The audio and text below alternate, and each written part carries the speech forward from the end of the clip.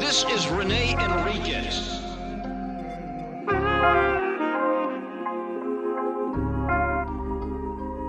Nickname Black Hand of the Mexican Mafia. Prison gang politics.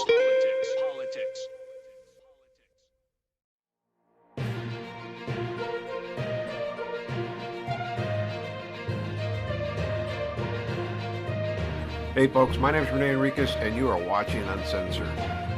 Welcome to a Sunday special report on Rene Enriquez Uncensored. That's right, we have Rene Enriquez in studio discussing the Mexican Mafia mentality. Regardless of the amount of carnales that defect or die, the nature of the beast is that there is a high rate of attrition in the organization. This is understood. Mexican Mafia members leave the organization on a regular basis. 2 or 3 a year defect. 1 or 2 die. As a result of this, there is no rush to refill those spaces. It wouldn't matter if there was only 1 carnal in a respective institution, then the Mexican Mafia exists and can continue. Numbers are not important to the organization. Our base is fear and ferocity. This is what's understood to the Hispanic gang subculture and the Sureños in general. The Mexican Mafia does not seek to fill the roles or voids that deceased members or defections create. This has never been a practice of the organization. An individual joins the organization only when it's deemed he's meritorious of membership. This is a long, drawn-out process. One does not hop along and get in 2 years just because he killed somebody. It's a long, sustained campaign for an individual to become a member in the organization. So it stands to reason that the Mexican Mafia can sustain itself even with 10 members in the U.S. It still controls the Sureños. The Mexican Mafia is an elitist group, and it will remain an elitist group. Nothing will change that.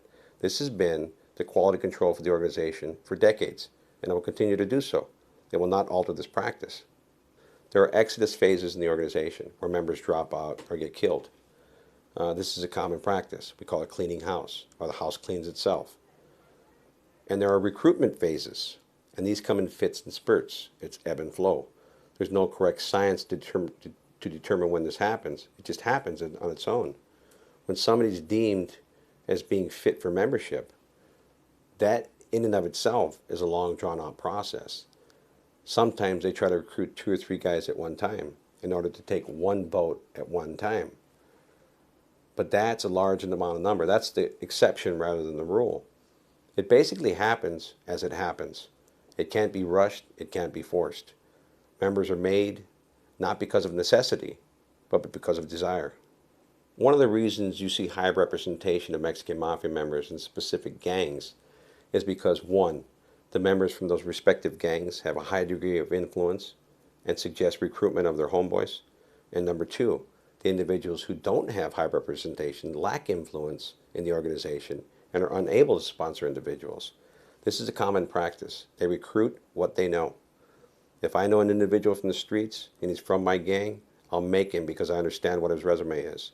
I won't recruit an individual who is unknown to me because theoretically in the organization, I am responsible for him and his actions in the organization. So any black mark against him is technically a black mark against me, and my judgment is called into question if I recruit an individual who automatically defects from the organization. So I want to be safe and to recruit the individuals only I know who have the merit to be members. Based upon representation of the Mexican Mafia, there are a variety of different gangs that pose a greater threat to law enforcement than others. Some gangs are not highly represented in the Mexican Mafia, Sureño gangs. Others have a small degree of representation, yet a great degree of influence. 18th Street is one of them. It has 3 made members, yet it controls almost 30,000 gang members. And this is one of the most productive, prolific, and lucrative territories to own. This gang can be found internationally, and 3 individuals control it. Those 3 individuals possess a great degree of organizational influence. They are killers of killers. They are leaders, carnales de palabra, the creme de la creme, if you will. Another gang is the Avenues. An individual in the Avenues by the name of Alex Aguirre is very influential. He's a BOP member, a federal member. This individual organized his gang while he was on the streets, while he was on parole, and honed it to a fine-tuned, well-oiled machine. This gang is so well structured that it poses a severe threat to law enforcement. It is one of the gangs listed as cop killers. It recently killed the Los Angeles sheriff. This is Pee Wee's doing. But Pee Wee also has a group of other brothers within Avenues who function with him, including Richard Psycho Aguirre and Albert Bruiser Tolento, who are also Avenues gang members. Artesia, another gang with a high degree of Mexican Mafia influence, has approximately 3 members, including Wedoshai Shryak, a federal member.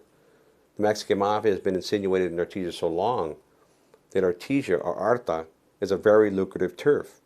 The homeboys or sureños in that area understand that they are fully represented by Mexican Mafia members. The higher degree of representation and the socio-political status of the individual member who represents that turf determines what that territory will produce, what influence it will have in the sureño subsets, and what it will be viewed by the organization. This is a common practice. Some gangs, as I said, are underrepresented. Say, a gang like Colton. There's only one member from Colton, not very lucrative. Nobody knows anybody from that area. If they are not represented by membership in the Mexican Mafia, their flourishment, their development, their organizational structure will be deficient when compared to other more organized gangs with a higher degree of representation in the Mexican Mafia. This is a key point in understanding the infrastructure of the sureños. Mexican Mafia membership in their ranks of the gang indicates a high degree of structured leadership, a high degree of productivity, and a direction set forth by that member. With 500 gangs in Southern California, sureño gangs that are controlled by the Mexican Mafia, regardless of their representation, each of them have adopted an allegiance to the Mexican Mafia. They pay a tribute to the Mexican Mafia, and that's symbolic of the Mexican Mafia's influence and reputation among the Hispanic gang subculture. But again, this organization has the ability to regenerate and sustain itself even after in-depth prosecutions and investigations. It's because the Mexican Mafia member functions with impunity. He doesn't care who gets indicted. He doesn't care who gets life in prison. He wants his money. It's expected. So there's a second tier of leadership already in the shadows waiting to take over reins. He will find individuals.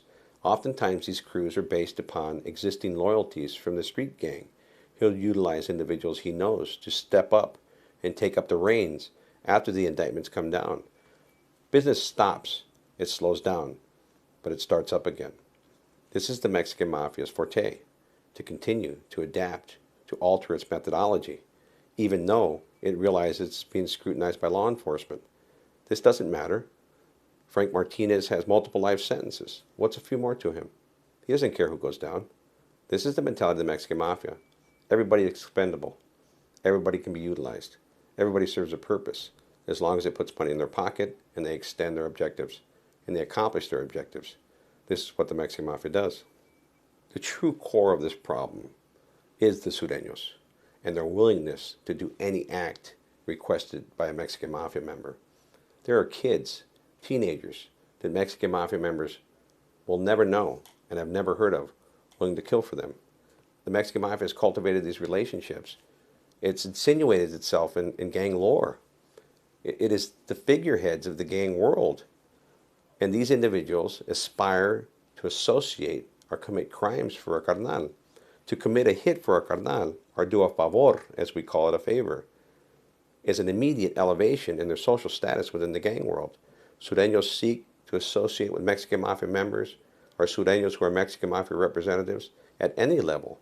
So to be asked to do a favor for a Mexican Mafia member is an immediate honor.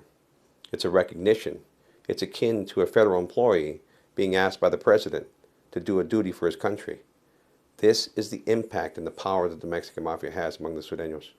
It's understood in the gang subculture among sureños that to refuse a request of a carnal or a representative of the carnal would be met by death. Disobedience is not tolerated in the organization. Traditionally, we afforded individuals the ability to make a decision whether they wanted to participate or not. But contemporarily, participation is mandatory. If you're not part of the solution, then you're part of the problem. Conflict resolution, in the organization is death. If you're part of the problem, you're part of a conflict, and you're eliminated.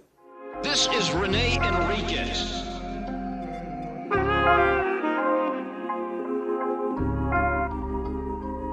Nickname Boxer.